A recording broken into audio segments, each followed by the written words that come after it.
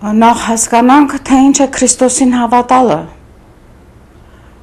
Դա մի գաղափարախոսություն չէ, ինչպես իսլամի դեպքում կամ ուրիշ կրոնների։ Բանն այն է, որ Քրիստոս ապրում է քո ներսում, եւ ահա դու հայտնաբերում ես դա։ Դա անձնական հանդիպում է Քրիստոսի հետ։ Եվ այդ անձնական հանդիպումից էլ ամեն ինչ բխում է։ Եվ ավետարանը, եւ եկեղեցու ճշմարտությունները, եւ այն ամենը ուսուցումը, որ գալիս է սրբերից, Սուրբ Հոգին Քրիստոսով քո ներսում է, ինչպես եւ Տերն է ասում, արքայությունը ձեր ներսում է, դրսում մի փնտրեք։ Հիմա ովքեր են գնում դժոխք։ Նույն կերպ եւ դժոխքն է մարդու սրտում, եթե նա սիրում եւ թաքցնում է իր մեղքերը։ Նրա համար մահը ավելի լավ է, քան թե զրկվելը իր հնարավորություններից մեղք գործելու, շնություն անելու, գողանալու, ամենասարսափելի բաները անգամ մարդասպանություն, մեր օրերում դա բամբասանքի ձևով կամ աբորտի ձևով, եւ գիտեք ինչու են այս մարդիկ դատապարտված, որովհետեւ նրանք արդարացում են գտնում ամեն ինչի համար, նրանք արդարացնում են իրենց ամեն ինչը։ Եվ եթե դուք շփվում եք այդպիսի մարդկանց հետ,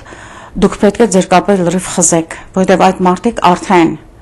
դժոխքում են, արդեն նրանք հայտնված են դժոխքում եւ նրանք սպանել են իրենց ներսի Քրիստոսին։ Հիմա ինչպես է կատարում մարդու դարձը, եթե նա ի վերջո չափանիշների մեջ է, թե ինչ է բարին եւ թե ինչ է չարը։ Ինչպես է կատարում այդ դարձը, եթե այս ռացիոնալ հանդիպումը Քրիստոսի հետ չունի։ Այսինքն, ես շատ կարևոր խորհուրդ պետք է տամ այստեղ։ Դուք արդեն բանականորեն հասկացել եք ռացիոնալ անալիզով ձեր, որտեղ դուք մարդ եք, դուք Աստծո հոգի եք բոլորդ, դուք հասկացել եք, որ Քրիստոսն է սրբություն, սիրո գերաշխիքը, սիրո աղբյուրը, ճշմարտության աղբյուր եւ կյանքի աղբյուրը, դա ռացիոնալ հասկացել եք, բայց ձեր կյանքի իրական ապրումների մեջ դուք չգիտեք ինչ է այդ հավատքը, որովհետեւ նորից եմ ասում, որովհետեւ դուք պետք է անձնապես ունենաք ձեր ուղղակի կամ անուղղակի հանդիպումը, գիտակցական, բանական հանդիպումը Քրիստոսի հետ, ձեր անձնական հարաբերությունը իր անձի հետ։ Որպեսզի դա կատարվի, սիրելիներս, դուք պետք է ուխտ անեք, որ կպահեք 10 պատվիրանները, որ կգրադասեք մեռնել, քան թե խախտել 10 պատվիրանները, դրանից է սկսում։ Եվ երբ որ դրա համար Աստված սահմանում է անտեսանելի ժամկետ, դուք ապացուցում եք, որ դուք սկզբունքի մարդ եք, եւ ձեր կյանքի իմաստն է հասնել Աստծուն այդ ճանապարհով, ինչպես եւ Տերն հարուստ տղային ասում, պահիր 10 պատվիրանները, պահել եմ ասում, դե ուրեմն գնալ քո ամբողջ հարստությունը բաժաներ մարդկանց, կապված մի եղել, ոչ մի բանի հետ բացի Քրիստոսին, բացի Աստծո եւ ապա կտեսնես Քրիստոսին։ Հիմա վիճաբանությունների մեջ կարող ենք մտնել Քրիստոս Աստված է թե չէ, մուսուլմանները կարող են բերել այնպիսի տրիվիալ գարշելի հարցադրումներ, որոնց պատասխանը անգամ իմաստ չունի։ Նույն կերպով ես կարող եմ ասել, որ Ալլահը ինչ է սուտ է։ Բանն այն է, որ որքան մենք խոսում ենք Աստծո մասին, դա դառնում է աբսուրդ, որովհետև Աստծո ճանապարհը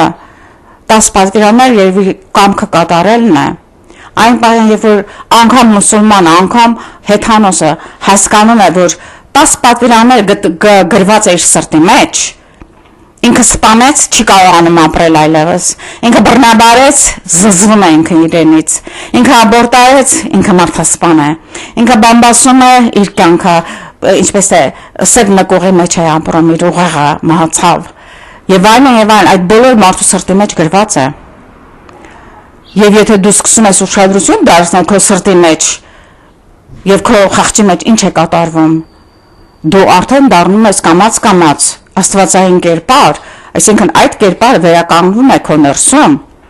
եւ նորից եմ ասում, նրանք ովքեր մտածում են, որ հավատքը ոչինչ է եւ ի վերջո իրենք չգիտեն քրիստոնյա են թե քրիստոնյա չեն, եկեղեցի են գնում անգամ աղոթում են, բայց ահա ունենում են այս դատարկ պահերը, երբեք չզիջեք, որովհետեւ հիշեք, Աստված նայում է գործերին եւ քո սրտին եւ քո խղճին։ Եթե դու ունես չարի եւ բարու հասկացողություն եւ քո խեղճը աշխատում է, երբ որ կատարում ես չար բան, եւ երբ որ կատարում ես շնացում, ստախոսություն, երբ որ մանրան ծածկում ես քո մեղքը, քո մեղքերի բազմությունը, երբ որ դու ծածկում ես եւ մանրան դարթարացնում ես, դա արդեն նշան է, որ դու գնում ես դժոխք, որ դու արդեն դժոխքում ես։ Հիմա բանն է, որ այս մարդիկ չեն հասկանում դժոխքը ինչ է։ Եվ դա պետք է բացվի իրենց։ Վերջերս շատ խոսում էինք աստվածաբանների հետ։ Ահա կանչում է Աստված անգամ կենթանի տեսիլներով տալիս է, որտեղ Աստծո ի վերջո դու Աստծո ցանկությամբ է, որ դու կարողանում ես տեսնել իրեն, հոգևորապես տեսնել իրեն կենթանի քո մեջ եւ ամեն ինչի մեջ որպես կյանք։ Բայց ահա մեկին տրվում է, մյուսին չի տրվում եւ այս հարցը շատ կարեւոր է քննարկել։ Բանն է, որ Աստված մարդուն իր կամքը չի ստիպում։ Նա սպասում է, որպեսզի ինչպես է խմորը հունցվում, ժամանակ է պետք, որը պատրաստ լինի դա։ Նույն կերպ Աստծո հարաբերությունն է մարդու հետ։ Այսինքն մարդու բարության կամքը, բարի կամքը ձգտում է նրա, սկսում է, երբ որ նա ճանաչում է չարը եւ բարին, ոչ թե ըստ սովորեցրած պրոպագանդիստների ասածով, իսլամ brainwash են ասում, ուղղահելվածում, իսլամ կամ ուրիշ կրոններ ուղղահելվածումներ են, այլ դու քո խղճի ձայնը լսում ես եւ հասկանում ես ինչն է չարը եւ ինչն է բարին։ Հիշեք, Քրիստոսը այդ կարմիր գիծն է, չարի եւ բարու միջև։ Եվ եթե դուք հանկարծ խառնում եք անգամ մի տոկոսով չարը եւ բարին,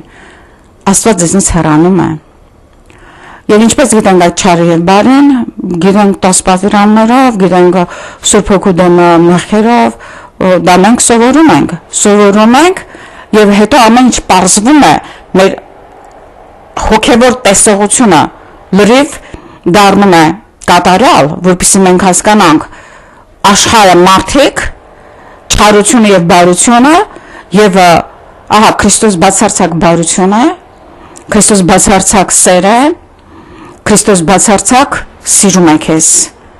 Բայց դա չի նշանակում, որ դու պիտի աչք փակես չարության դեմ, որովհետեւ եթե դու քրիստոնյա ես, առաջին հերթին դու խաչակրած ասպետ ես, ամեն մի չարիքի դեմ պայքարող։ Եվ քեզ վրա է դրված, որպեսզի դու հայտարարես Քրիստոս, որպես Աստված, սիրո Աստված, փրկիչ Աստված, եւ մանավանդ հայտարարես մարդկանց մեղքերը, եթե նրանք դա չեն ընդունում, թաքնված մեղքերը դու կարող ես հայտարարել։ Եվ անգամ քաղաքացիական օրենքի մեջ կա սերիալ բռնաբարողներ, մենք ունենք database, բացում եմ Հոլիվուդի վտանգավոր մարդիկ, մարդասպաններ կան այնտեղ գրանցված, բոլորի հասցեները անուններով գրված է, կան էլ հայեր անգամ դրանց մեջ։ Եվ մենք գիտենք, որ այս շենքի մեջ ապրում է այդ մարդը, ամբողջ հարևանությունը գիտի դա։ Եվ նրանք պետք է անպայման հեռու լինեն դպրոցից, եթե դպրոցի մոտ ես բողոքում եմ։ Սիրելիներս, ինչ եմ ուզում ասել, դուք պետք է ճանաչեք հոգիներ, եթե դուք հոգիները չեք ճանաչում, աչք եք փակում գողությունը անողի վրա, շնություն անողի վրա, Աստծուն հայհոյողի վրա, ինչպես հիմա ես տեսնում եմ Հայաստանում դա ինչպես թե մեծ ուղղություն այս 30 տարին, անգամ Աստված իբր թե քրիստոնյա կղերը հայհոյում է Քրիստոսին, ոտնատակ տալով մեր սուրբ ուսուցումները, իրենք մեր եկեղեցին, սա շատ տարածված խոսք է այս աղանդավոր քահանաների մոտ, եւ ես ինչ կարող եմ ասել, եթե մարդիկ ուզում են իրապես հասկանան ինչ է Քրիստոս, ինչ է ավետարան, ագնում են բողոքական եկեղեցի, որը սխալ ճանապարհ է, ինչու՞, որովհետեւ Քրիստոսը հոգի է, որը դու պետք է ստանաս իմ ասած ճանապարհով, ոչ թե ուրիշների այս ուղղահլվածումով։ Իսկ միակ ճանապարհը Քրիստոսին հասնելու, եթե դու իրապես դեռ չունես Քրիստոս քո սրտի մեջ եւ հոգու մեջ եւ տեսողության մեջ եւ ամեն վարքյան նա քեզ հետ է։ Ամենի այս պահին միլիոնավոր հրեշտակներ, նաև իմ հրեշտակը, Քրիստոս եւ Աստված այս պահին լսում է ինձ եւ նայում է ինձ եւ նայում է քեզ, նայում է թե դու ինչ ռեակցիա եւ ազդեցություն ունես իմ խոսքերից եւ նորից ես հայտարարում եմ տեզերքի առաջ, սրբերի առաջ, որ Քրիստոսին հասնելու ճանապարհ առաջի ուխտը պետք է լինի պահել 10 պատվիրանները։ Եթե դու ընդունակ ես սրան, մանավանդ եթե դու չես թաքցնում քո մեղքերը, հայտարարում ես անգամ աշխարհով մեկ, դու ավելի ճկարճ ճանապարհը կա արձակում ձեռնադրված վավերական քահանայից, եթե դու այս ամենը բռնում ես այս ճանապարհը արդեն, դա իհարկե շատ դժվար է, որ կոչվում է նեղդուր, բայց այդ նեղդուրը քեզ հասցնում է ուղիղ եւ ուղիղ միանգամից ճանապարհը դեպի անմահության արքայությունը, որը դու գտնում ես եւ փառք Աստծո, որ գտել ես։ Եվ ահա շատ աստվածաբաններ ասում են, ամեն մարդ ունի իր ժամանակը։ Եվ որ այդ շնորհքը, որտեղ դա շնորհք է, որ Աստծուց տրվում է մարդուն, դա ունի մարդու համար իր ժամանակը, որ Աստված տալիս է այդ շնորհքը։ Այո, բայց դու այդ ժամանակը պետք է հասունացնես։ Աստված պետք է տեսնի քո պատրաստականությունը, երբ որ դու ուխտ ես անում, պահելու 10 պատվիրանները